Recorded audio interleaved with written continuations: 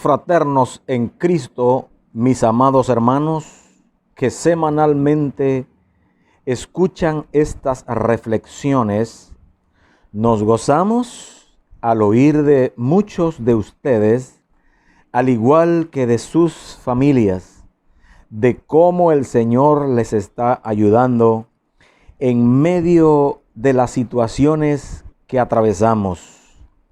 Es bien sabido que hemos entrado a lo que se ha llamado la nueva normalidad.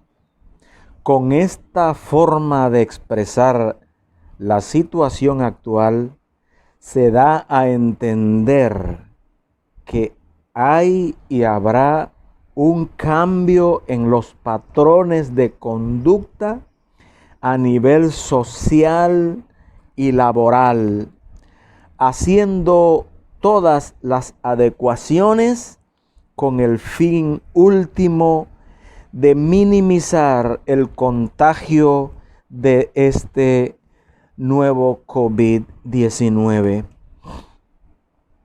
Recordemos que Dios está trabajando en todo el mundo.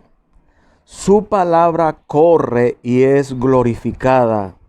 Jamás en todos los tiempos ha llegado a tantas personas. Él ha permitido un cese a la carrera frenética de la humanidad para que cada uno acepte y considere cuán frágil y breve es la vida del hombre sobre la tierra. Muchos denominados grandes, poderosos y nobles han sido tocados por el dedo de Dios, resultando con ello un corazón más humano, sencillo y dispuesto a escuchar. Se oye por todos lados la voz de incertidumbre y temor al futuro, como también palabras alentadoras de los gobernantes que dan un mensaje de esperanza futura. Este es, amados hermanos, el escenario actual. El Señor, al mismo tiempo que trabaja en el mundo, está tratando con su iglesia, usted y yo. Y a esta altura ya tenemos algunas proposiciones para continuar con más fervor a servir al Señor. Tengamos como pueblo de Dios esparcidos sobre la faz de la tierra la actitud y carácter de los hijos de Isaacar. En el Antiguo Testamento encontramos un registro de los valientes de David. Y en primer libro de Crónicas, capítulo 12, en el versículo 32, primer libro de Crónicas 12, 32, tenemos la siguiente lectura. Si usted separa un tiempo y busca su Biblia, lo puede confirmar en su casa, en su estudio, con los suyos. Dice allí en el versículo 32, de los hijos de Isaacar, 200 principales, entendidos en los tiempos y que sabían lo que Israel debía hacer, cuyo dicho seguían todos sus hermanos, entendidos en los tiempos y que sabían lo que Israel debía hacer, cuyo dicho seguían todos sus hermanos.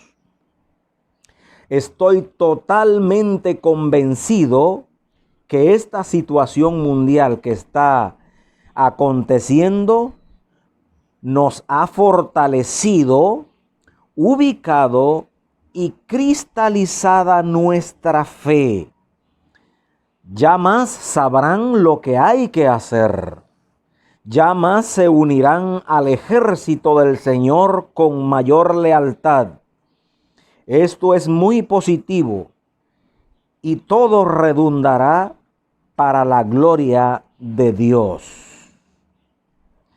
Pero también en el Nuevo Testamento encontramos ya en fechas más recientes a las nuestras, unos 2000 años, en el tiempo que el Señor Jesús estuvo aquí en la tierra, en su ministerio público, en un episodio que relatan los evangelistas Mateo, Marcos y Lucas, 3 pues de los 4 evangelios, se lee en el capítulo 16 de Mateo lo siguiente. Mateo capítulo 16, en el versículo 1 al 4 leemos lo siguiente.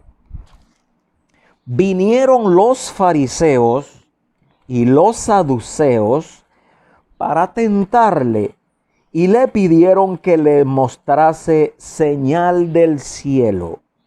Mas él respondiendo les dijo: cuando anochece decís, buen tiempo, porque el cielo tiene arreboles. Y por la mañana, hoy habrá tempestad, porque tiene arreboles el cielo nublado. Hipócritas, que sabéis distinguir el aspecto del cielo, mas las señales de los tiempos no podéis. La generación mala y adúltera demanda señal, pero señal no le será dada, sino la señal del profeta Jonás. Y dejándolos, se fue. Él les dijo que eran incapaces de hacer un análisis de los acontecimientos que vivían, con las señales que habían visto y en las cuales participaban, porque ellos fueron testigos oculares de los grandes milagros y de las grandes señales que hacía el Señor, las cuales apuntaban inequívocamente de que se trataba del Mesías, el Salvador del mundo, que ya había venido para establecer su reino. Sin embargo, el Señor le censura directamente y les dicen que ellos sabían perfectamente interpretar las señales de los tiempos de la meteorología, pero no podían interpretar las señales de Dios con los acontecimientos que estaban viviendo. Así que, hermanos, sumémonos en esta milla extra que nos permite el Señor para servirle, unido a miles que en el anonimato mantienen ese compromiso de lealtad y servicio a Dios. Interpretemos correctamente los tiempos a la luz de las Escrituras, porque tenemos la palabra profética más segura, a la cual hacemos bien en mirar como una antorcha que alumbra en lugar oscuro. Asumamos de manera comprometida la actitud del Señor Jesús cuando veía una oportunidad en cada circunstancia.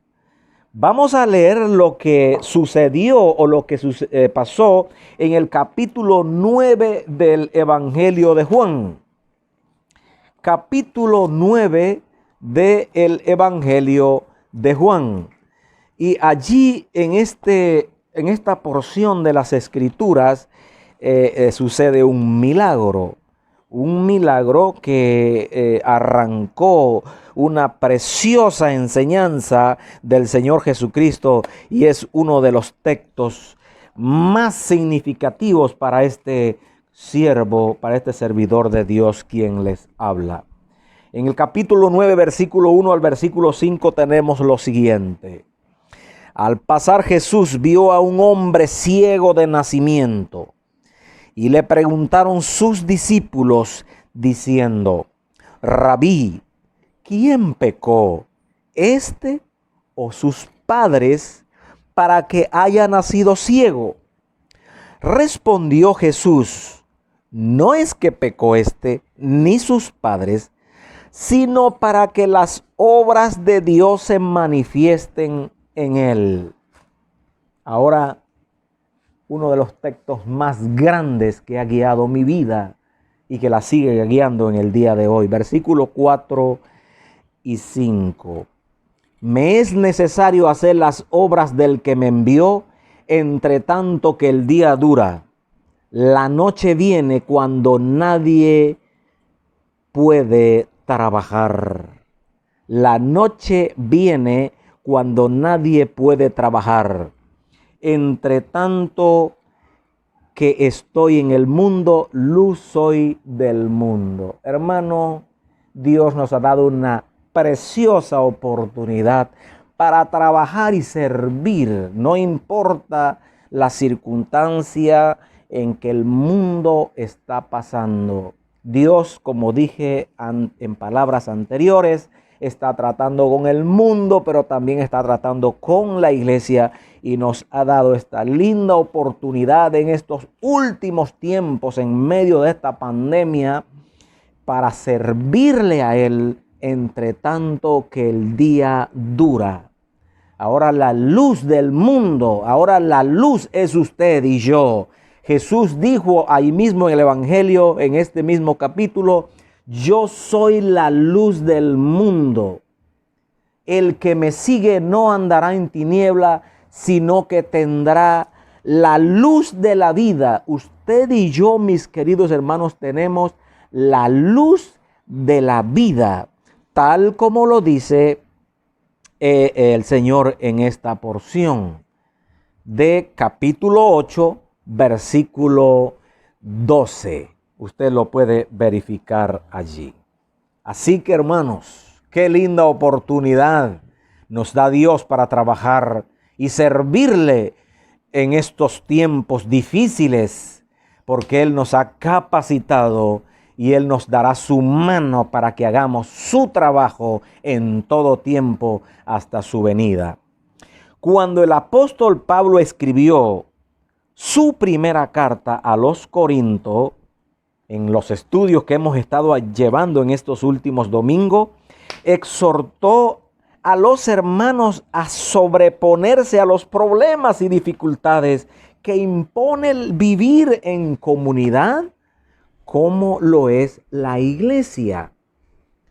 Vimos en el estudio anterior los factores que contribuyen a lo que él dice en el capítulo 15, versículo 58. Así que, hermanos míos amados, estad firmes y constantes, creciendo en la obra del Señor siempre, sabiendo que vuestro trabajo en el Señor no es en vano. Firmes, constantes, creciendo. Así que la firmeza y la constancia, él enumeró por lo menos 13 factores que yo he desarrollado ya en mi primer estudio 7, y hoy vamos a desarrollar el resto. Entonces, vimos como a manera de resumen, factor número 1, mantenga la unidad de la iglesia. Es el llamado. Tenga la certeza de que estamos fundados sobre el fundamento divino. Tenemos la mente de Cristo. Factor número 3. El número 4, somos el templo de Dios construido con piedras vivas. Y el que está a un lado, el que el Señor ha puesto a un lado, es porque Dios eligió ponerlo allí. No pelee con él. No se distancie con él. Ayúdelo, edifíquelo, fortalézcalo. Eso es una enseñanza muy preciosa, hermanos. Factor número 5, Cristo el Cordero Pascual ya fue sacrificado, así que cada día, cada reunión, cada domingo es una oportunidad de celebrar, hacer de nuestros cultos una celebración con Cristo, una celebración especial sin la presencia del pecado, que es como una levadura que fermenta y daña. Factor número 6, estamos o permanecemos unidos de manera indisoluble a Cristo. Qué lindo, hermanos. Inseparables por toda, ahora y por la eternidad de nuestro Señor Jesucristo y con nuestro Señor Jesucristo. Y número 7, el factor número 7, el tiempo que pasamos en esta vida es corto. Ay, hermano, usted recuerda que ayer usted tenía 13, 14 años, 21, 22 y hoy ya tiene canas y bueno, ¿verdad? La vida se va, es muy corta, es como un sueño, es como una neblina, es como aguas regadas en la tierra, es como un suspiro, es como un rayo fugaz. Es corta y la Biblia lo dice. Así que aprovechemos esta vida, esta oportunidad para servirnos unos a otros sirviendo al Señor. Bueno, teniendo estos factores anotados y al considerar los restantes, hoy resaltan las palabras del apóstol que dijo: así que, hermanos míos, amados, estad firmes y constantes, creciendo en la obra del Señor siempre, sabiendo que vuestro trabajo en el Señor no es en vano. Factor número 8. Factor número 8. Si las personas, hay un galardón incorruptible para los que se esfuerzan en trabajar para Cristo. Hay un galardón, hay un premio incorruptible para los que se esfuerzan en trabajar para Cristo. Esto está en 1 Corintios 9:25. Búsquelo allí, por favor, y coméntelo con su familia. Si usted lo quiere así, si lo considera así. En el factor número 9, el factor número 8 está en el capítulo 9, versículo 25, donde Pablo dice: todo aquel que lucha, de todo se abstiene, ellos a la verdad, para recibir una corona corruptible, pero nosotros una incorruptible. Este factor, hermanos, es muy importante. Hay un galardón incorruptible para los que se esfuerzan en trabajar para Cristo. Si las personas en este mundo dan todo por obtener un premio que se marchita, que se acaba, ¿cuánto más usted y yo por uno que perdura y que será nuestro mayor honor colocarlo a los pies del Señor cuando Él llegue, o cuando llegue ese gran momento de mostrarle a Él, al Señor, el fruto de nuestra gratitud, el fruto de nuestro trabajo para Él? Qué gran factor mi querido hermano. Hay galardón incorruptible para los que sirven a Cristo. Factor número 9. Toda la Escritura es un registro de experiencias del trato de Dios con su pueblo y están escritas para nuestra instrucción. Este es un gran factor, querido hermano. Toda la enseñanza de la Biblia es un manual, un registro de experiencias de Dios con su pueblo, para que no cometamos los mismos errores, no incurramos en los errores. En capítulo 10, el versículo 6 y el versículo 11 lo confirman. Si lo lee, por favor, donde usted lo puede verificar. Dice: mas estas cosas, todo lo que le aconteció a Israel en el desierto, en el Antiguo Testamento, mas estas cosas sucedieron como ejemplos para nosotros, para que no codiciemos cosas malas como ellos codiciaron, etcétera, etcétera. Y el versículo 11 lo reafirma cuando señala: y estas cosas les acontecieron como ejemplo y están escritas para amonestarnos a nosotros, usted y yo, a quienes han alcanzado los fines de los siglos. Más que nunca, hoy estamos al final, hermanos. Es algo para mí, para usted. Lea su Biblia, estúdiela meticulosa, cuidadosamente, extrayendo las enseñanzas, los principios, las experiencias que Dios quiere que usted y yo en este final de tiempo las aprendamos, para que no cometamos los mismos errores. Pero hermano, como si fuera poco, en Romanos capítulo 15, unas cuantas páginas a su derecha, en el libro de Romanos, que también fue escrito por el apóstol Pablo, en el capítulo 15, en el versículo 4 al 6, Pablo señala lo mismo que ya señaló en su primera carta a los Corintios, cuando les dice en el capítulo 15 de Romanos 4 al 6 lo siguiente: porque las cosas que se escribieron antes para nuestra enseñanza se escribieron, a fin de que por la paciencia y la consolación de las Escrituras tengamos esperanza. Pero el Dios de paciencia y de consolación os dé entre vosotros un mismo sentir según Cristo Jesús. Qué bueno, qué grandes palabras. Y sigue diciendo: para que unánimes a una voz glorifiquéis al Dios y Padre de nuestro Señor Jesucristo. Qué lindo este factor, hermanos.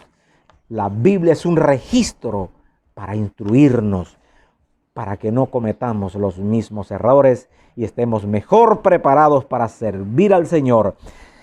Pasemos al factor número 10. Me encanta este factor número 10, que dice así: hemos entrado a una relación de un nuevo pacto ratificado con la sangre de Cristo. Ay, hermano, qué precioso esto. Israel tenía muchos pactos en el Sinaí. Abraham hizo pacto, Jacob hizo pacto, Isaac hizo pacto, Noé hizo pacto.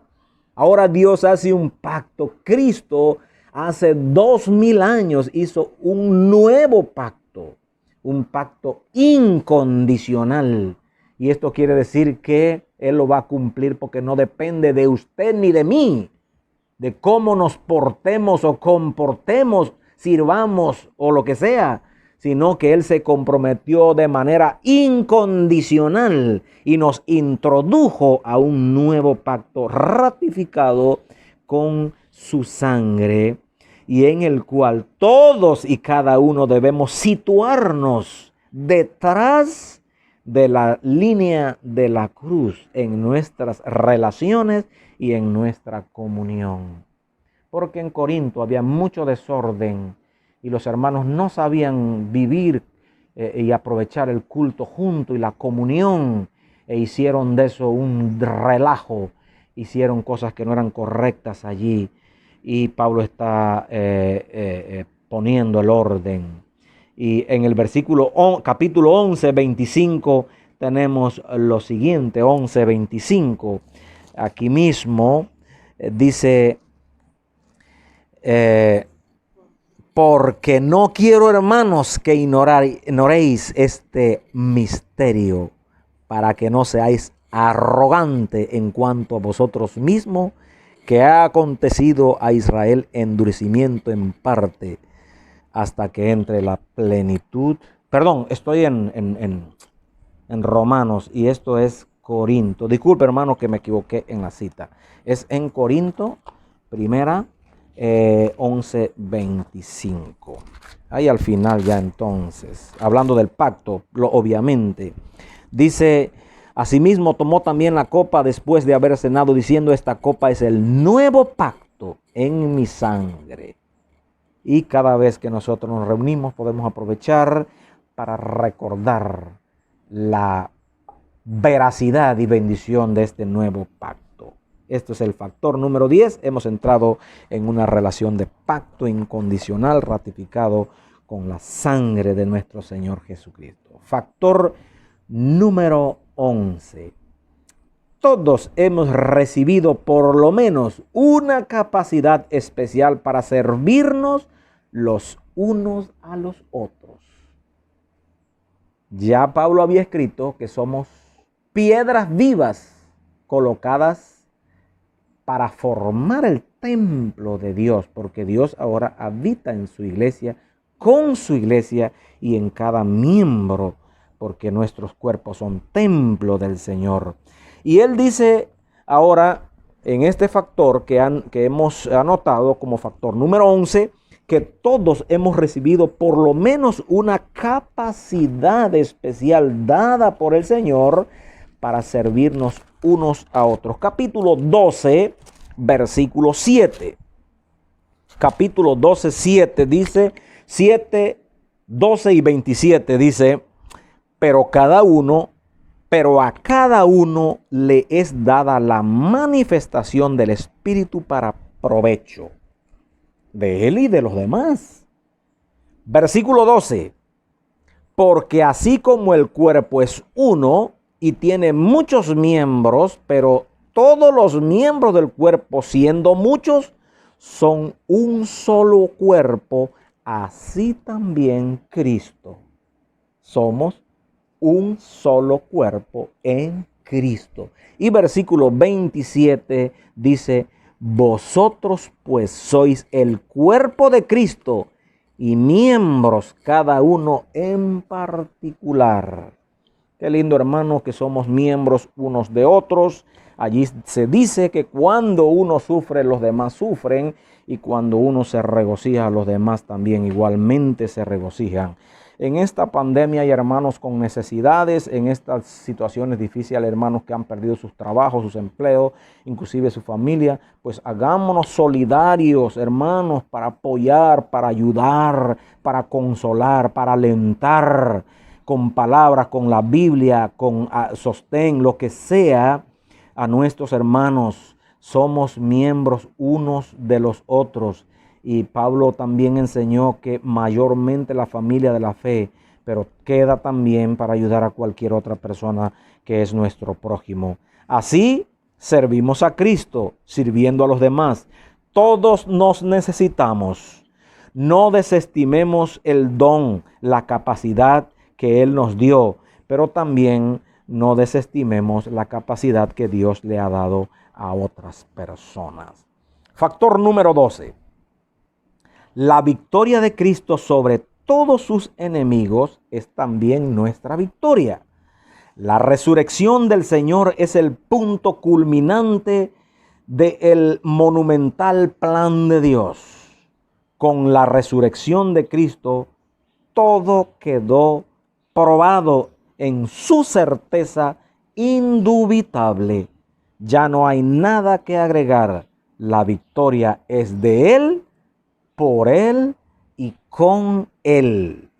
La resurrección de Cristo entonces es el momento culminante del gran plan de Dios. Cristo venció a todos los enemigos, incluyendo la muerte, que es el último enemigo a abatir, y le ha entregado a usted y a mí la victoria. Por eso dice el versículo 57 de 15:57, mas gracias sean dadas a Dios por medio de la victoria, más gracias sean dadas a Dios que nos da la victoria por medio de nuestro Señor Jesucristo. Qué lindo, hermano. Tenemos la victoria de Cristo. La ha puesto en nuestras manos. Y es el versículo preámbulo del clímax de toda la carta y del marco de referencia de estos 13 factores que falta el último por anotar. entonces que hemos visto en estos últimos estudios. Así que, hermanos, estad firmes, constantes y creciendo por lo que hemos anotado y mucho más. Entonces, el último factor está en el capítulo 13. El punto culminante es el 12, pero el 13 hay algo que también no se puede quedar atrás. Contribuyamos con nuestras donaciones al avance del reino de Dios. Esta es una forma de trabajar para Dios. Y en el capítulo 16, factor número 13, contribuyamos con nuestras donaciones al avance del reino de Dios. Cada primer día, o sea, un día como hoy, domingo, cada primer día de la semana, cada uno de vosotros ponga aparte algo según haya prosperado, guardándolo para que cuando yo llegue no se recojan entonces ofrendas. Así que, hermanos, la iglesia es el puesto de avanzada del reino de Dios. Yo repito esta frase que he mencionado muchas veces en otras intervenciones mías. La iglesia es el puesto de avanzada. ¿Qué es un puesto de avanzada? Es un grupo de soldados, de personas, de un ejército ¿cómo se llama? En avance, en conquista, que es un grupo que va más adelante viendo todo. Pues la iglesia, hermano, es un puesto de avanzada del reino de Dios. Contribuyamos con nuestros dones, con nuestras contribuciones, con nuestro servicio, con nuestro testimonio, con nuestra vida al avance del reino de Dios a manera colectiva como iglesia, pero también a manera individual. Y las contribuciones económicas, las donaciones nuestras a la obra de Dios, es una forma de servir y de crecer y de hacer avanzar el reino de Dios. Así que, hermanos, dice, cada primer día de la semana pongamos aparte. Hermanos, yo quiero destacar que son 16 capítulos los que tiene Primera de Corintios. Y casi, usted puede notar que casi en cada capítulo encontramos un factor.